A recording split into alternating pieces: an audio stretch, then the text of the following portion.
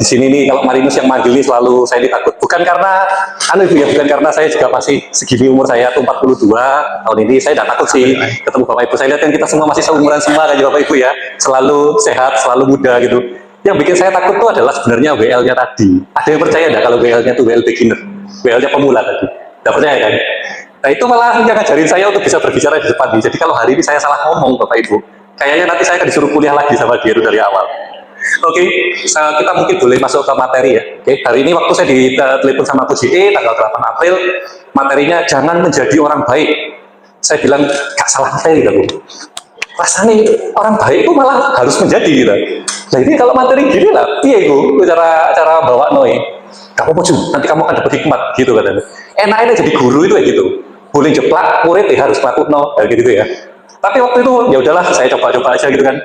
Oke, nah perkenalkan Bapak Ibu ini adalah foto saya sudah menikahkan, istri saya satu ada di belakang, anak kami 3. Ini adalah foto yang saya akan tunjukkan kepada Bapak Ibu karena sebenarnya di foto ini saya ambil 2019 ada satu hal yang salah. Tapi nanti saya akan cerita di belakang apa yang salah gitu. Bukan di Singapura, Bu. Singapura tidak salah. Tidak salah di Singapura. Oke, di sini foto ini ada yang salah. Tapi selalu foto ini saya bawa untuk mengingatkan saya bahwa apa yang baik di mata masyarakat itu ternyata belum tentu bagus loh untuk kita. Saya di sini ini saya baru tobat 3 bulan, jadi saya baru ketemu Coach E itu bulan, saya masih ingat tanggalnya 28 Juni 2019 di camp Katolik. Saya pokoknya dimarah-marahin gitu kan. Kalau ketemu Coach E nanti di camp itu isinya marah-marah, tapi marah-marahnya itu marah-marah yang menyenangkan gitu kan. Nanti kalau mau ketemu nanti ada campnya nanti, kayak November nanti ketemu Coach E nanti. Oke, kenapa kok kita jadi orang baik itu nggak boleh? Kenapa jadi orang baik itu kok bisa terkadang nggak bagus buat kita gitu kan? Jadi orang baik itu boleh, ya kan? Setuju ya? Malah harus gitu kan? Permasalahannya ternyata Alkitab juga mencatat loh. Ada seorang yang baik gitu kan pada masa hidupnya, dia sampai begitu muda, kemudian dia di anointed itu diurapi. Gitu kan? Namanya ini adalah Saul, Bapak Ibu. Ini adalah Saul, ini adalah yang mengurapi adalah Nabi Samuel gitu kan. Diambil dari 1 Samuel 15 ayat 1 itu dikatakan, berkatalah Samuel kepada Saul, aku telah diutus oleh Tuhan untuk mengurapi engkau menjadi raja atas Israel umatnya. Oleh sebab itu dengarkanlah bunyi firman Tuhan gitu kan. Ini intinya ada di sini saudaraku. Begini firman Tuhan semesta alam, aku akan membalas apa yang dilakukan oleh orang Amalek kepada orang Israel, karena orang Amalek menghalang-halangi mereka ketika orang Israel pergi dari Mesir. Jadi pergilah sekarang, kalahkan orang Amalek, tumpaslah segala yang ada padanya, dan janganlah ada belas kasihan kepadanya. Bunuhlah semuanya, laki-laki maupun perempuan, kanak-kanak maupun anak yang nyusu, lembu maupun domba, unta maupun keledai. Ini perintahnya Tuhan loh. Tuhan suruh bunuh loh. Nah, kenapa? Permasalahannya gini, kalau misalnya kenapa kok Tuhan suruh begini? Ada alasannya, karena orang Amalek ini kan menghalang-halangi orang Israel ketika pergi ke Mesir gitu ya.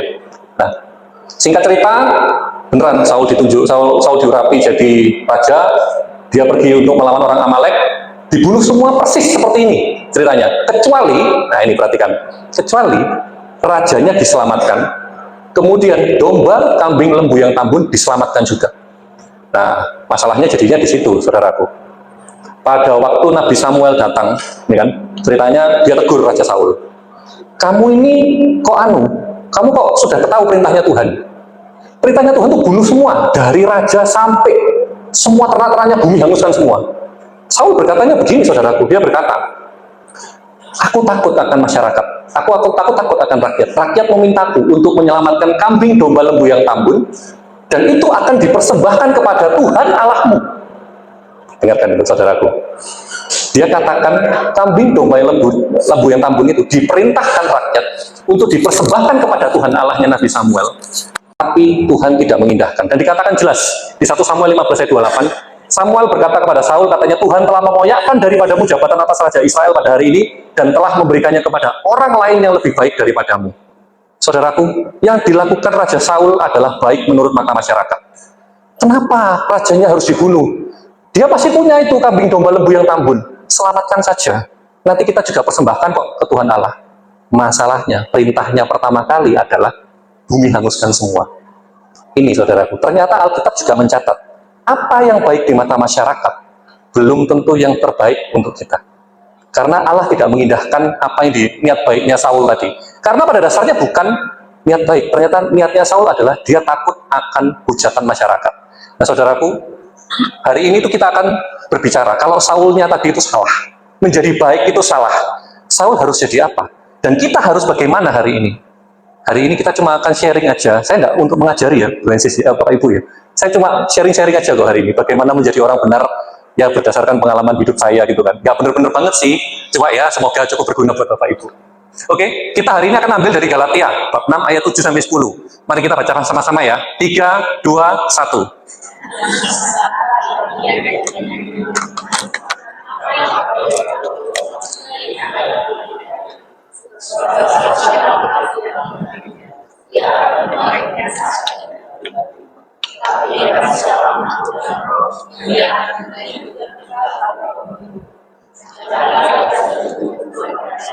Karena apabila sudah datang waktunya, kita akan menuai jika kita tidak menjadi lemah.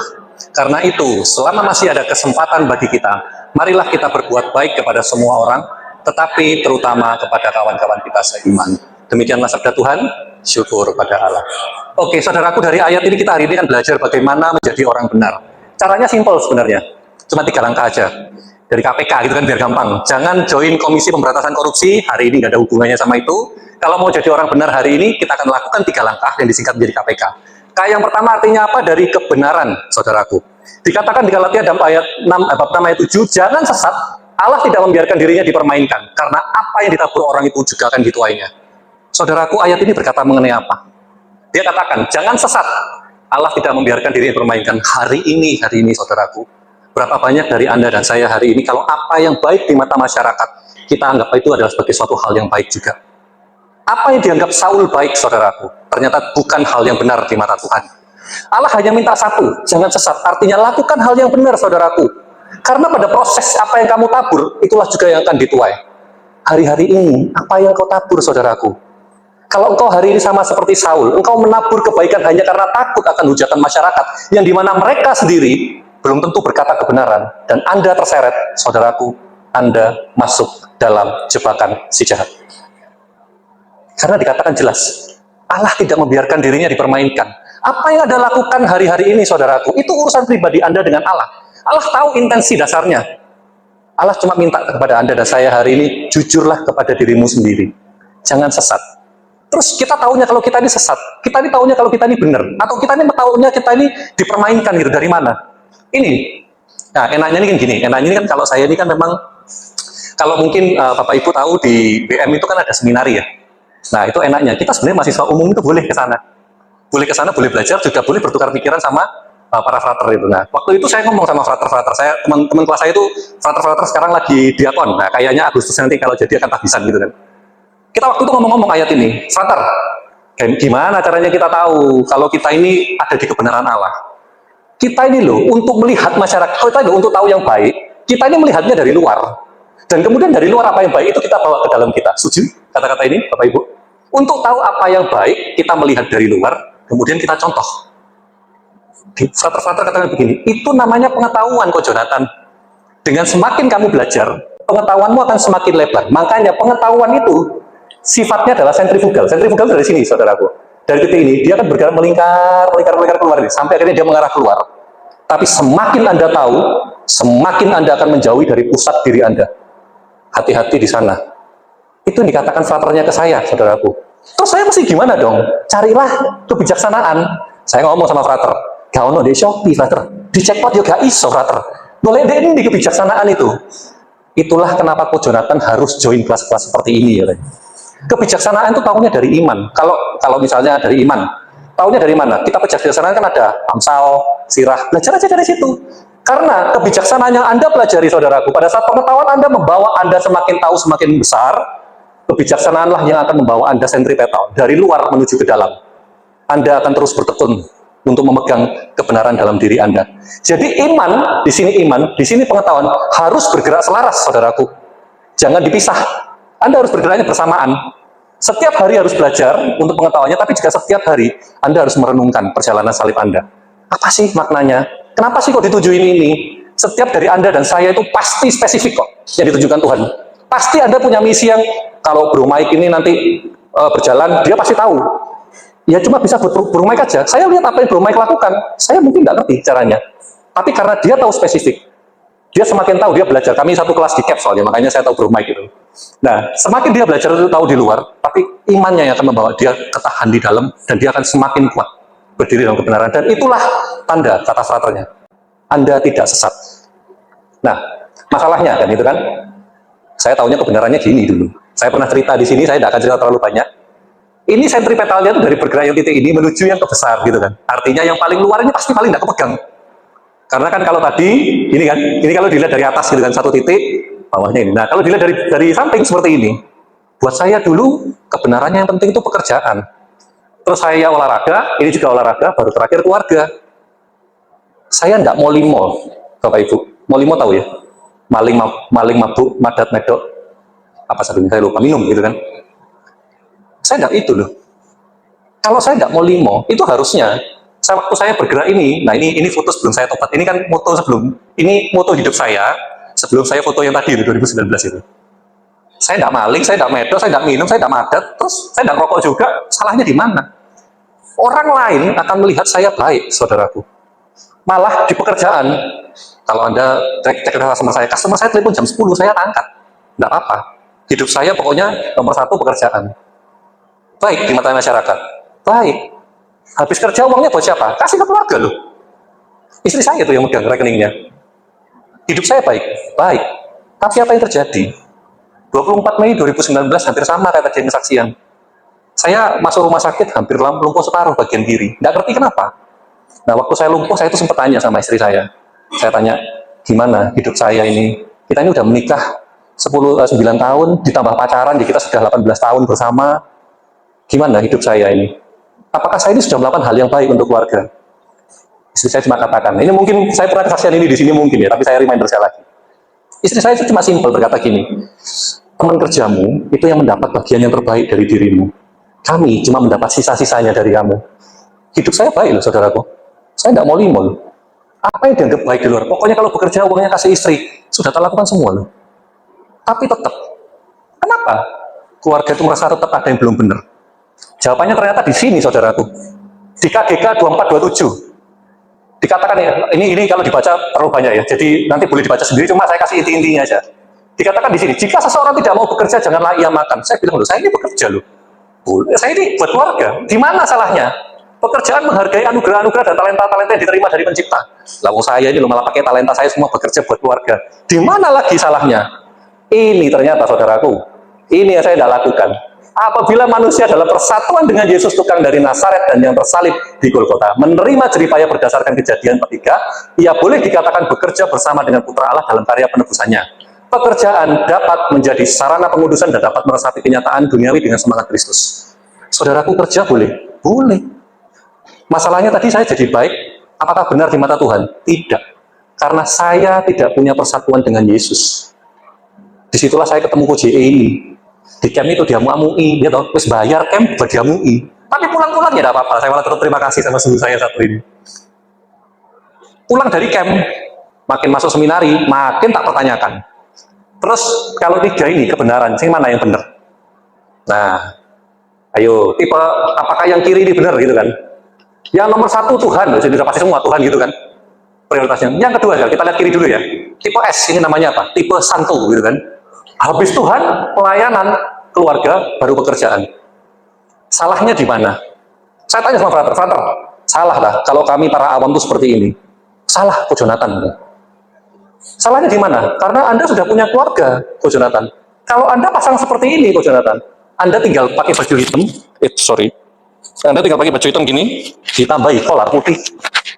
Anda 2019 ya sudahlah saya lakoni aja. 3 bulan saya melakukan ini, Bapak Ibu. Dan kemudian saya foto yang tadi di page pertama. Saya nanti akan tunjukkan di belakang, salahnya apa gitu kan. Nah, jadi kebenarannya, pada saat Anda sudah tahu hal yang benar, pada saat Anda, karena kita bukan kaum klerik gitu kan, kita bukan romo, kita bukan diakon, maka kebenaran yang saya percaya untuk dilakukan dan saya praktekkan sejak 2019 adalah yang ini. Saya nomor 1, saya berpusat pada Tuhan, nomor 2 keluarga, nomor 3 pekerjaan, nomor 4 pelayanan. Saudaraku, nomor 1 saya dulu pekerjaan, sekarang saya taruh nomor 4. Takut nggak? Matematika dunia itu jago. Nah, tapi kita akan melihat gitu kan. Bagaimana menjadi benar yang kedua. Kalau yang tadi yang pertama kali adalah berpegang pada kebenarannya dulu. Jadikan pusat sebagai Tuhan hidup, jadikan Tuhan sebagai pusat hidup Anda. Kemudian lakukan berdasarkan apa yang dimisikan untuk Anda. Yang kedua ini proses. Nah, proses dari mana? Ini dari Galatia 6, 8 ayat 9. Dikatakan kan, sebab barang siapa menabur dalam dagingnya, ia akan menuai kebinasaan dari dagingnya. Tetapi barang siapa menabur dalam roh, ia akan menuai hidup yang kekal dari roh itu. Janganlah kita jemu-jemu berbuat baik, karena apabila sudah datang waktunya kita akan menuai, jika kita tidak menjadi lemah. Saudaraku, waktu baca ayat ini, saya paham nggak? Ini ayat yang tersusah yang dikasih puji ke saya ini. Saya ngerenung ini dari tanggal 27, baru ketemu jawabannya kemarin malam. Galatia ini kenapa sih kok dikatakan proses? Karena ada proses awal dan akan ada proses akhir, saudaraku. Pada saat Anda menanam bersama Kristus, Anda juga akan menuai hasilnya bersama Kristus. Akan ada buah yang akan berjalan. Anda akan kelihatan kok, Anda itu benar apa tidak di mata Tuhan dari buah Anda. Permasalahannya, kalau dari menanam menuju menuai, apakah jalannya pasti mulus-mulus saja, saudaraku? Pasti tidak. Setuju? Makanya dikatakan, dalam prosesnya, janganlah kita jemu-jemu berbuat baik jika kita tidak menjadi lemah. Artinya ini apa? Ini memang susah kalau dibaca di bahasa Indonesianya. Makanya itu kita melihat terjemahan bahasa Inggrisnya dari New King James Version. Kalau dari awal kita tahu ya, ada proses awal, ada proses akhir. Ternyata dalam prosesnya jangan kita jemu-jemu berbuat baik. Ada satu kata corruption yang ada, saudaraku. Pada saat engkau menuai dari daging, engkau juga akan pada saat engkau menabur dari daging, engkau juga akan menuai dari daging, dan engkau yang akan menuai korupsi.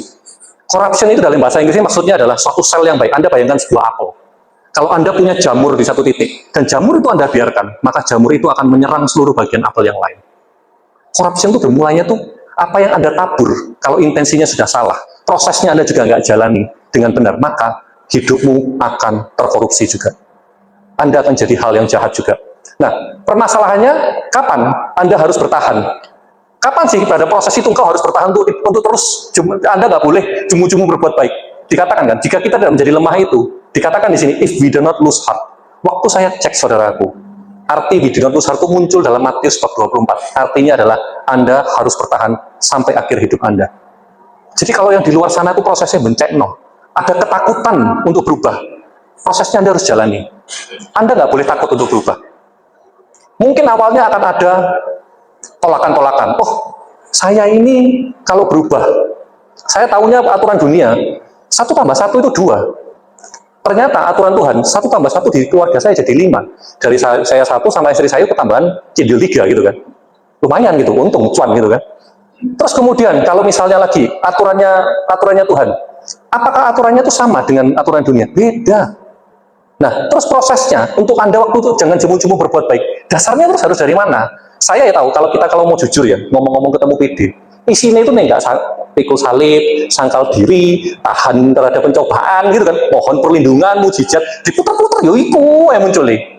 Permasalahannya, di proses yang sama, setiap hari Anda boleh loh, lakukan 3 proses yang ada di Matius 7 ayat 7. Yaitu adalah proses minta, cari, dan ketuk.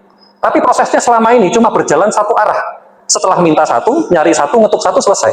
Itu yang dikatakan oleh teman saya di seminari, jangan Ko Jonathan. Itu sirkular. Terus saja minta, boleh. Jadi prosesnya selalu begini. Nah, ini sama tadi kayak pengetahuan. Setelah Anda tahu, Anda akan bergerak semakin besar, dan semakin punya banyak tanggung jawab. Nah, ikulah jari ini lambene sing berbicara di ngarep gitu kan. Permasalahan nih, bener apa enggak? Bener. Saya mau tanya, nah ini, Pak Jimmy, calon santo. Ini kan doa ini tahu ya? Doa ini paling lengkap, Pak Jimmy. Nah, pertanyaan saya satu, Pak. Yang kita minta pertama kali di doa ini apa, Pak? Rezeki. Nah, sama, Pak. Itulah kenapa alasan saya masuk ke seminari, Pak. Kalau ditanya, ada yang setuju? Pertama kali yang diminta di doa Bapak kami adalah rezeki. Setuju? Saudaraku, itulah gunanya kita belajar tentang kebijaksanaan. Saudara, saya mau tanya, Bapak kami yang ada di surga dimuliakanlah namamu. Ada permintaan? Tidak, itu semua tentang pujian. Datanglah kerajaanmu. Ada permintaan? Ada. Itulah permintaan Anda yang pertama kepada Tuhan. Anda kalau mau minta orang datang, itu minta nggak? Itulah hal yang sering kita lupakan.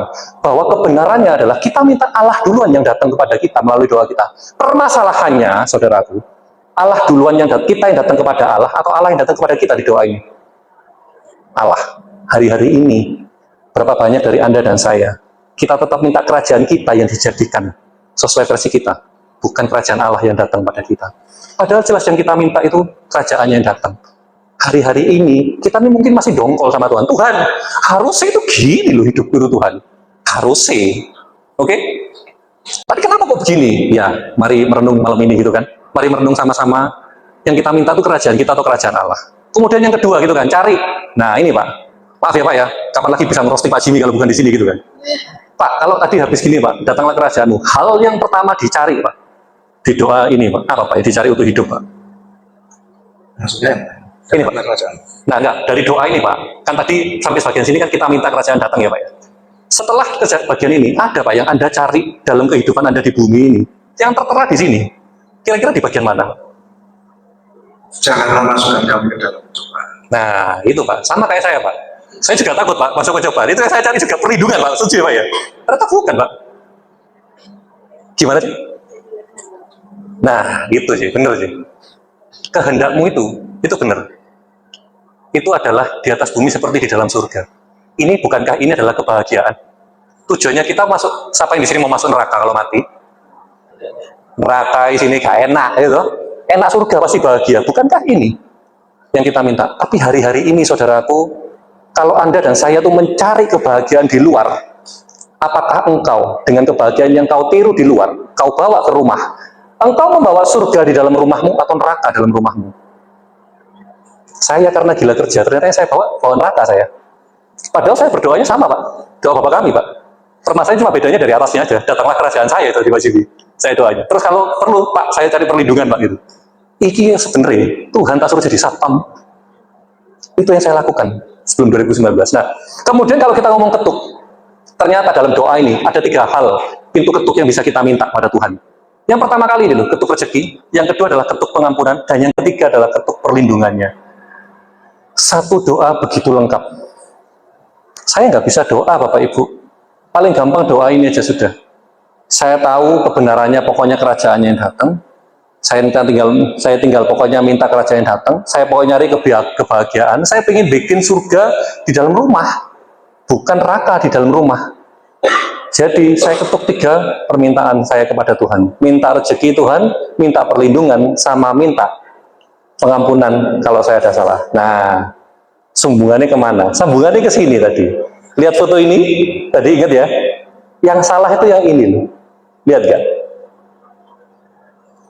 Foto adalah jendela jiwa. Setuju? Kalau foto semuanya harus bahagia, kita kan keluarga cemara. Setuju? Terus kenapa Pak? Saya sudah tobat 3 bulan. Anak saya yang pertama senyum, anak saya yang terakhir guyu-guyu malah Pak Mariento ilmu. Yang kedua kok sewot. Saya sudah ikut Tuhan 3 bulan loh. Saya bilang, Tuhan, kok di foto aku mari ikut tuh 3 bulan kok sih dongkol Tuhan orangnya. Kenapa? Apa yang salah Tuhan? Bukankah saya bekerja di luar, saya kasih ke keluarga biar bisa liburan ke Singapura? Saya salahnya di mana? Kenapa kok dia ini sewot? Di situ saya baru sadar, saudaraku. Selama, ini 2019, dia lahir 2013. Selama dia 5,5 tahun hidup dalam hidupnya, saya nggak pernah hadir. Dalam setiap fase hidupnya, saya nggak pernah hadir. Saya cuma hadir waktu dia butuh ini aja. Jadi ATM, bayar. Saya melihat hal yang baik adalah pokoknya anak itu disekolahkan yang baik, yang bagus, punya semuanya, pokoknya bisa liburan, minta mainan dikasihi. Hal yang baik. Apakah benar di mata dia? Tidak ternyata. Yang saya bawa ternyata bukan surga di dalam rumah, neraka di dalam rumah untuk dia. Anak ini saya juga mungkin buka di sini ya, tapi tolong jangan dikeluarin gitu kan. Anak saya yang kedua ini pada waktu umur 2 tahun, Bapak Ibu, didiagnosa sama dokter di salah satu rumah sakit Surabaya, dikasih obat skizofrenia. Tahu ya, skizofrenia? Obat untuk orang gangguan jiwa. Satu-satunya, saya bersyukur waktu itu, meskipun saya belum ikut Tuhan. Istri saya percaya bahwa segala sesuatu dirancang sama Tuhan itu baik adanya. Istri saya waktu dituliskan obat skizofrenia, disobek langsung sama dia. Saya tidak mau kasih saya anak obat seperti ini. Kemudian dia pada waktu itu, saya karena sibuk bekerja, setiap kali dia datang kepada saya, Bapak Ibu, Pak mau main gitu kan, saya diajak, ayo Pak main gitu. Dia nggak bisa ngomong, dia nggak pernah bisa ngomong. Jadi dia cuma Pak main gitu. Saya bilang nggak bisa, saya ini mesti kerja. Itu loh, main aja, itu loh ada pembantu. Dah kamu main aja sama pembantu. Sampai itu berjalan terus dari dia umur 2 sampai 5,5, Bapak Ibu. Pembantu saya itu namanya Pak Gunawan, sampai sekarang masih ikut saya. Oh Pak, bukan Pak, Pak, tidak berani Pak kalau yang gitu Pak, tidak berani Pak, ampun Pak. Bukan, kebetulan namanya sama Pak, asalnya dari Ponorogo. Bapak bukan Ponorogo kan? Nah, aman saya Pak, berarti Pak, tidak berani Pak kalau sama sini Pak. Nah, saya ini di rumah namanya Jun Bapak Ibu.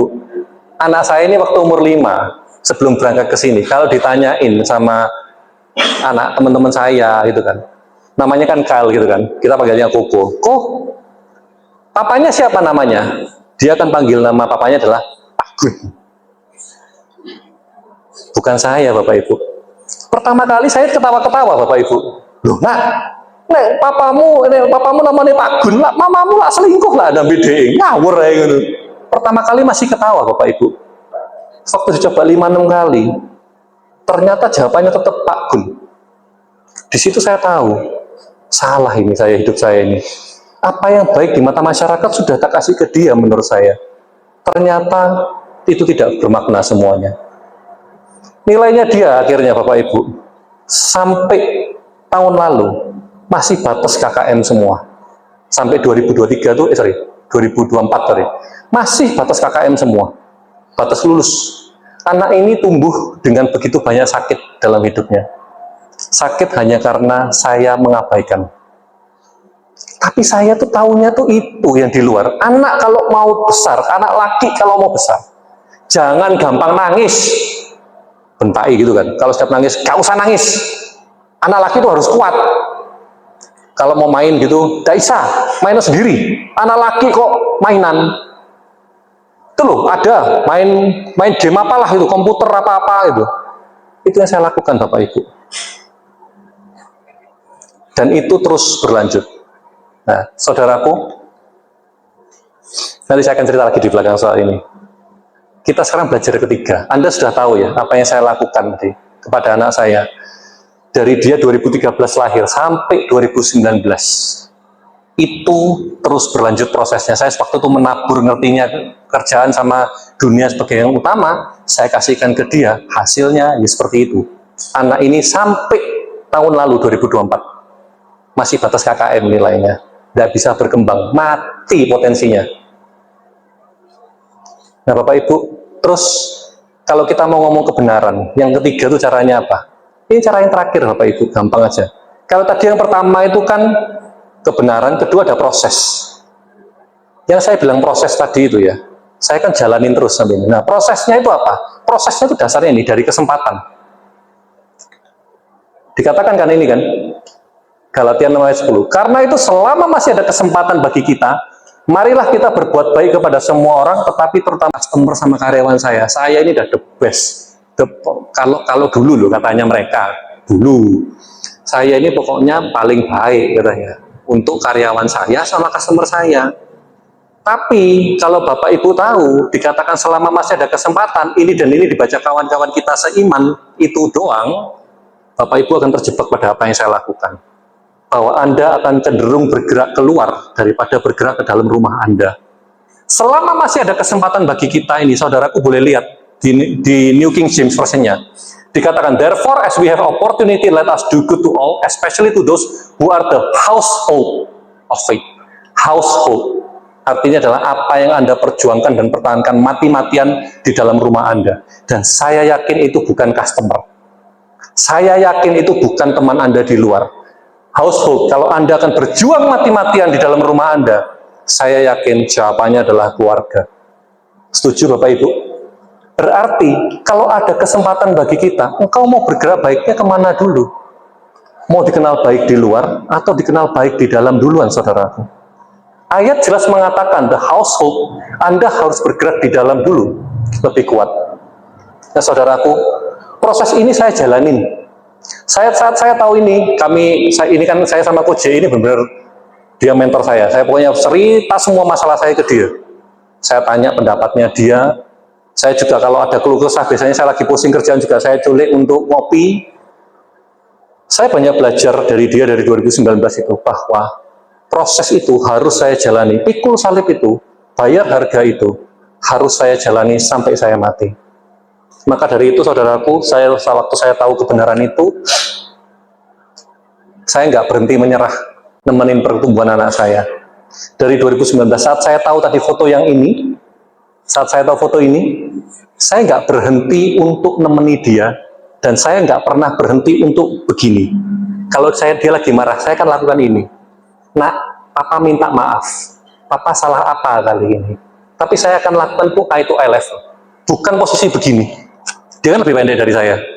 Bukan posisi begini. Saya akan lakukan setara. Eye level to eye level. Dia katakan, nanti dia akan kasih satu kesaksian di belakang. Tapi, kesempatan yang dilakukan, bagaimana proses Anda melakukan pada kesempatan itu, Anda harus minta, cari, dan ketuk hikmat dari Tuhan. Nggak ada cara lain. Kalau Anda tuh minta, kalau misalnya Anda punya anak Anda tuh minta suatu hal yang bisa Anda kabulkan, Anda kasih nggak sih? Kasih kan pasti. Bapak Ibu, saya itu nunggu anak saya minta, oh nak ambil aku nak. Saya papa sudah minta maaf. Apa yang dilakukan anak saya? Lari, Bapak Ibu. Papa sudah minta maaf. Papa ini berusaha jadi dekat loh ke kamu. Papa ini mau bayar harga. Gampang enggak prosesnya? Enggak, Bapak Ibu. Susah setengah mati. Tapi yang lebih menyakitkan lagi, Bapak Ibu, sambil saya jalani itu, sambil setiap kali saya mau ngomong sama anak saya yang kedua, saya ngomong, saya minta maaf, dia semakin jauh, customer saya yang di luar, plus teman kerja saya, selalu ngomong, apa yang Anda lakukan di keluarga sudah baik. Ngerti sakitnya ya Bapak Ibu ya. Di luar saya harus pasang topeng bahwa kelihatannya keluarga saya keluarga cemara. Di dalam sini saya hancur hati saya Bapak Ibu. Anak saya yang kedua tuh lari kalau ketemu saya. Saya pendekatan terus-terusan. Pokoknya minta maaf terus, minta maaf. Ayo nak, kamu mau kemana? Sampai akhirnya Bapak Ibu. 2024, foto yang kiri. Saya bilang, nak, papa ini sudah berusaha. Yuk foto yuk nak, ke tempat yang sama. Bapak Ibu bisa lihat bedanya ya sekarang ya. Fotonya posisinya sama Bapak Ibu, beda tingginya sekarang. Mamanya udah kalah gitu kan. Mamanya harus jinjit-jinjit gini. Kalau dulu mamanya nggak perlu jinjit. Kapan lagi bisa ngebully istri gitu kan. Anak yang ini Bapak Ibu. Kalau yang foto yang tadi, Anda bisa ngelihat betapa cemberutnya dia Bapak Ibu. Sekarang, waktu kita ngomong, nak kita foto yuk. Dia datang, langsung datang. Dan kali ini dia tersenyum. Bapak Ibu, ini tidak saya suruh senyum loh ya, tidak. Beneran, ini foto natural. Saya ini ingin tahu posisinya, saya ini gimana nak sekarang. 2019, ini ke 2024. Ini adalah perjalanan kami menuju ke Jepang. Di Jepang, saya tuh ngomong sama dia, nak, minta nak. Papa ini sudah salah sama kamu begitu banyak hal. Saya bawa ke toko mainan, anak ini masih umur 11 waktu itu, 12 Bapak Ibu. Mainan itu kan pasti suka kan? Saya bawain ke toko mainan yang murah-murah, nggak mau, nggak beli Bapak Ibu. Saya bawa ke toko yang kira-kira ngetren untuk anak-anak dia, Pokemon gitu, nggak beli Bapak Ibu. Kemudian dia ngomong sama saya, Pak, Koko bener boleh minta satu hal? Boleh. Koko pengen belajar masakan. Koko mau ke kafe Kitsune. Ini Pak, makanya saya foto di belakangnya ini. Saya tidak terafiliasi ya sama dia ya, kafe Kitsune. Tidak ada ini, tidak promosi, ini cuma sekedar ngomong aja. Kafe Kitsune. Nanti kenapa Koko mau kafe Kitsune? Koko akan ngomong sama Papa. Bapak Ibu tahu, waktu nyari tempat ini tidak gampang Bapak Ibu. Saya sama istri, sama kakak, sama istri, sama anak kami yang dua yang lain itu, ada kayak jembatan lorong, kereta bawah tanahnya, masih masuk gang kecil, nanti baru ketemu mallnya itu gede, ini tempatnya lempit pula. Saya tuh tanya, akhirnya di tempat ini, saya ngomong, nak boleh ya Papa foto ya? Papa itu seneng, soalnya ini pertama kali kamu minta sama Papa, 2024 Bapak Ibu. Iya Pak, boleh foto gitu. Habis di foto cepret, Bapak Ibu, ini yang bikin saya lebih sakit lagi. Saya tanya, kenapa nak kafe Kitsune? Dia bilang, Papa, selama Papa dulu nggak nemenin Koko itu sedih. Satu-satunya hal yang bisa membuat Koko bahagia, masakannya Ama. Ama itu suka masak. Bapak Ibu, waktu posisi ini Bapak Ibu, mama saya berpulang 10 bulan. Dia masih ingat, satu hal yang membahagiakan dia adalah masakan dari almarhum mama saya. Saya tanya sama dia, nak, itukah alasannya kafe Kitsune? Iya. Soalnya Koko ke depan juga ingin bisa membagi masakan yang sama untuk membahagiakan orang di luar sana. Bapak Ibu tahu ya, betapa sakitnya hati saya di situ waktu itu. Di luar saya terlihat baik, Bapak Ibu. Di dalam waktu anak saya bilang gini, saya tidak bisa ngomong apa-apa. Bapak Ibu, sharingnya di sini udah selesai kan sebenarnya. Cuma Bapak Ibu, waktu saya ngomong, nah, Papa ini ada mau pewartaan, Papa ini mau bikin video, mau nggak bikin video sama Papa? Mau, Pak. Boleh ya? Boleh. Nah, Bapak Ibu, ini adalah video anak saya yang kedua untuk Bapak Ibu semua. Boleh minta tolong ya, Mulmet ya?